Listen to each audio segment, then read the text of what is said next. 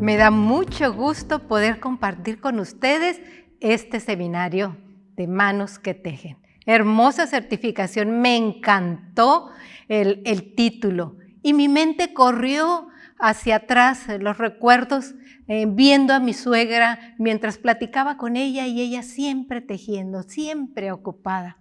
También recuerdo a mi cuñada que hace cosas hermosas con el tejido. Y también recuerdo a mi nieta, la última vez que ella nos visitó a casa, venía con sus agujas y con estambre suficiente para hacer una bufanda para su prima. Y algo que me llamó mucho la atención fue que en las Olimpiadas de Tokio, un atleta, mientras se encontraba en las gradas viendo una competencia, estaba tejiendo un suéter. Le tomaron fotos y por supuesto los periodistas le preguntaron que si por qué estaba tejiendo. Y él le dijo, es que cuando yo tejo consigo tener calma y tranquilidad. Sí, tejer es un buen hobby para algunos, para otros es un medio económico para obtener recursos, ¿verdad? Y de diferentes formas las personas tejen. Te diré que yo no tejo, no tengo esa hermosa habilidad. Cuando en una época en que se usaron unas blusas así tejidas, me encantaron y dije, yo quiero una de ellas.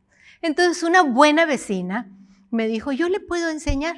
Así que me dijo que comprara, compré los materiales y yo muy entusiasmada fui a la clase.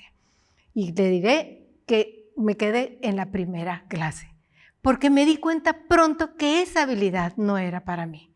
Solamente recuerdo que cuando estaba en la primaria nos tocó hacer en manualidades como tarea de la clase un tapete. Eso fue lo único que yo he podido lograr tejer, ¿verdad? Pero admiro a las personas que tejen, realmente algunas hacen con obras maestras preciosas, ¿verdad? Que podemos apreciar y que se pueden sacar provecho. Manos que tejen me hace recordar a unas mujeres industriosas, mujeres que tejen con esperanza, con sacrificio, con compasión, con premura y con gozo. Y ese es el tema que nos corresponde en esta ocasión. Manos que tejen con gozo. Y en nuestra Biblia encontramos varios textos que nos hablan precisamente del gozo. Y recordé en la ocasión en que Jesús mandó a los 70 discípulos a predicar, a sanar. Cuando ellos regresaron, nos dice el Evangelio de Lucas en el capítulo 10, versículo 17, que ellos regresaron gozosos al ver visto lo que habían hecho. Sí, las obras, las actividades, todo lo que se hace en favor del prójimo produce gozo. Pero veamos el texto base para nuestra certificación. En Colosenses 3:23 nos dice lo siguiente.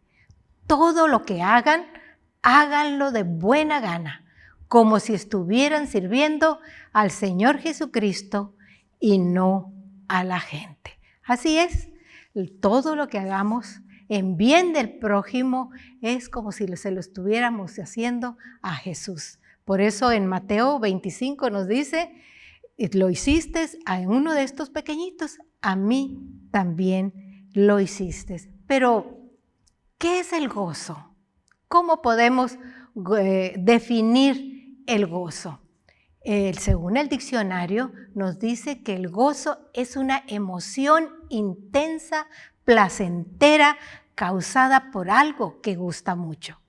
Es parte del plan divino que nosotros realicemos acciones para beneficiar a nuestro prójimo. Fuimos creados para una misión en este mundo, con el fin de beneficiar y de servir a los demás. Y todas esas actividades proporcionan gozo para las personas, tanto la que se le realiza como la persona que lo realiza, ¿verdad? Entonces, siempre encontraremos gozo en el servicio. Y veamos lo que dice 2 de Corintios 9:7, cada uno dé como propuso su corazón, no con tristeza ni por necesidad, porque Dios ama al dador alegre.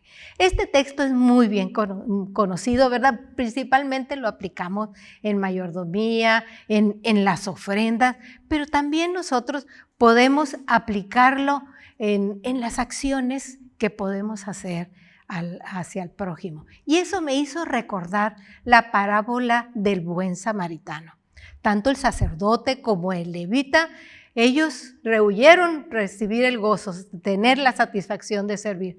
Prefirieron huir del lugar del crimen donde estaba una persona herida, ¿verdad? En cambio, el samaritano, que probablemente traía un propósito para su viaje, de llegar a cierto lugar en cierto tiempo, eso no le impidió de atender a una persona herida con compasión. Todavía se lo llevó al mesón, cuidó de él. Probablemente esa noche no durmió bien, pero sin embargo, al otro día, cuando ya se iba, se lo encargó al mesonero y le dijo que si había algo pendiente, él de regreso pagaría. Yo me quiero imaginar al buen samaritano saliendo del mesón esa mañana, quizás cansado, quizás desvelado, había sido un poco de sacrificio su acción, pero había salido satisfecho, había salido bendecido porque había actuado en favor de su prójimo. Me imagino que su corazón rebosaba de gratitud y de gozo el haber podido servir a su prójimo de esa manera. Sí, recordamos lo que Jesús hizo por nosotros, nosotros vamos a actuar de forma agradecida, espontáneamente en favor de los demás. Y por eso leemos lo que nos dice Hebreos 12:28. Así que nosotros, que hemos recibido un reino inconmovible, debemos de ser agradecidos y con esa misma gratitud servir a Dios y agradarle con temor y reverencia.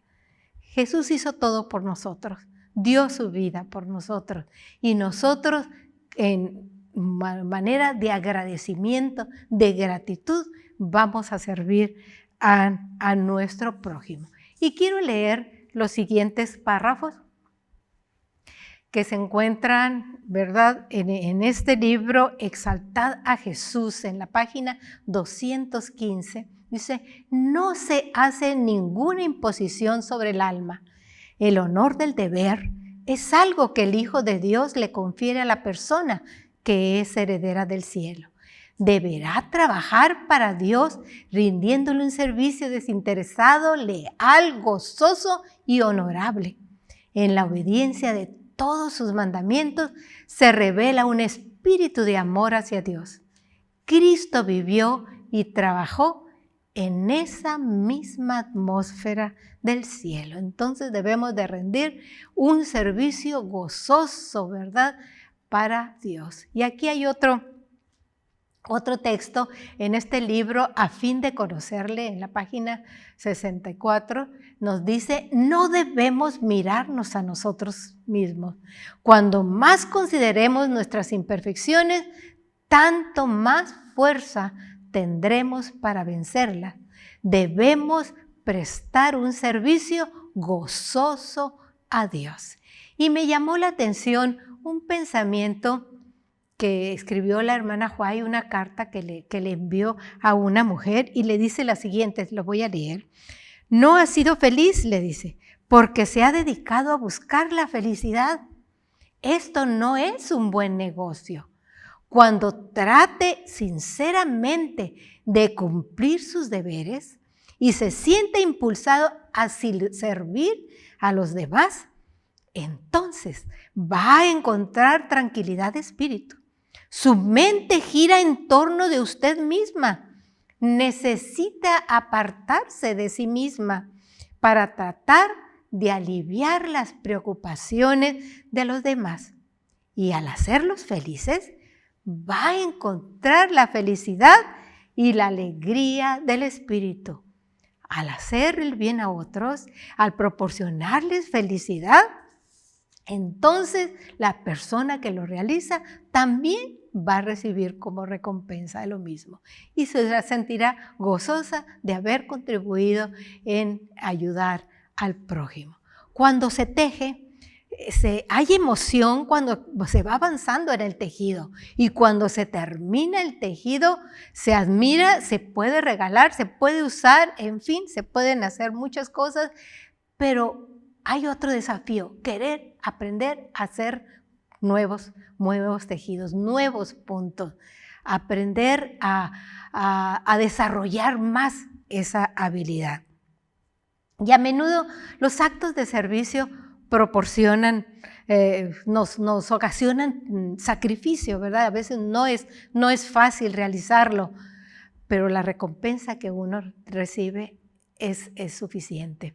Qué bonito es cuando usted le da un plato de comida a una persona hambrienta que fue y le tocó la puerta, ¿verdad? O va y visita a un anciano que está solitario y pasa unas horas con él. O si no, ayudar a una persona enferma, compartir la ropa, lo que sea, ¿verdad? Pero todos esos actos proporcionan felicidad, ¿verdad? Nos proporcionan gozo. A menudo, por eso dijimos, en nuestro servicio realizamos actividades que no son gratas, y esto es normal, ¿verdad? Pero podemos tener el beneficio del gozo. El sacrificio de Jesús en la cruz fue tan arriesgado, tan doloroso, tan trascendente, que nosotros no podemos entenderlo. Él en su humanidad clamó 3 veces: si es posible, pase de mí esta copa. La carga era pesada, el sacrificio fue intenso, pero nos amó tanto que dio su vida por ti y por mí. Y por eso les dije, no siempre el realizar actividades es fácil. A veces nos proporciona sacrificio, ¿verdad? Pero debemos de recordar lo que Jesús hizo por nosotros. Y aquí en Hebreos 12:2 nos dice: quien por el gozo puesto delante de él soportó la cruz, menospreciando la vergüenza, y se ha sentado a la diestra del trono de Dios. Quien por el gozo puesto delante de él soportó la cruz. Así es, ¿verdad? Jesús se gozó en dar su vida por nosotros, los pecadores. Me llamó mucho la atención una anécdota en el material que me entregaron. Se cuenta que en una ocasión una familia fue a pasar vacaciones a un hotel lujoso, y cuando ya iba de regreso, en el camino se dieron cuenta que el pequeño de la familia había dejado su animalito de peluche. Era una jirafa que le llamaba Boshi.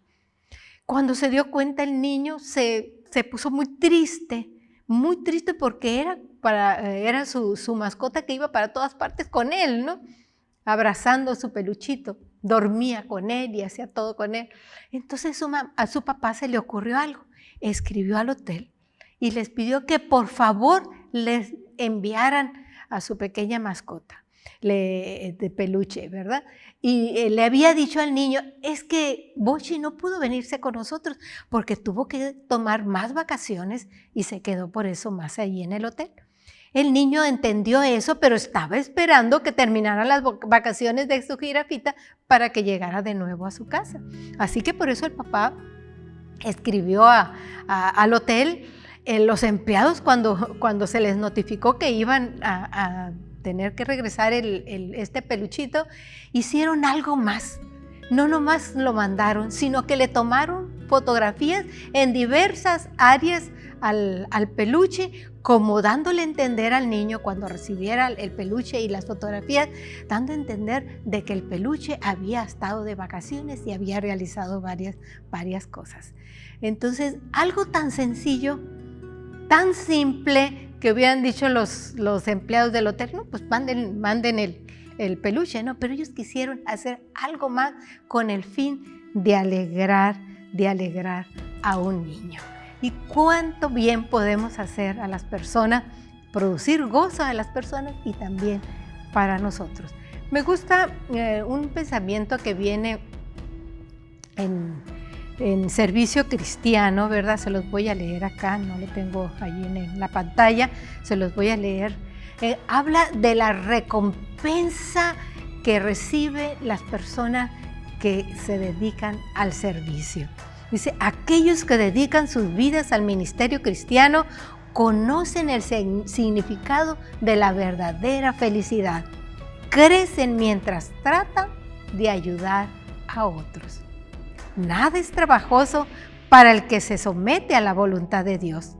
Hacerlo como al Señor es un pensamiento que presta encanto a toda obra que Dios da para hacer. Sí, Jesús dijo, en cuanto lo hiciste a estos mis hermanos más pequeñitos, a mí lo hiciste. Y termino con este pensamiento que se encuentra en el libro Mente, Carácter y Personalidad, en el tomo 2, en la página 282, nos dice lo siguiente: cada rayo de luz que derramemos sobre los demás se reflejará sobre nosotros mismos. Toda palabra amable y de compasión dirigida al pesadumbrado, todo acto que tenga por fin aliviar al oprimido y todo don cuyo propósito sea suplir las necesidades de nuestros semejantes, dado o hecho para la gloria de Dios, resultará en bendición para el dolor. Queridas hermanas, les animo a que usen sus manos en el tejido de las obras de Dios, ¿verdad? Que se dediquen a servir al prójimo y que lo hagan de una manera que les produzca gozo al saber que están siendo una bendición para su prójimo y están glorificando el nombre del Señor. Que Dios les bendiga.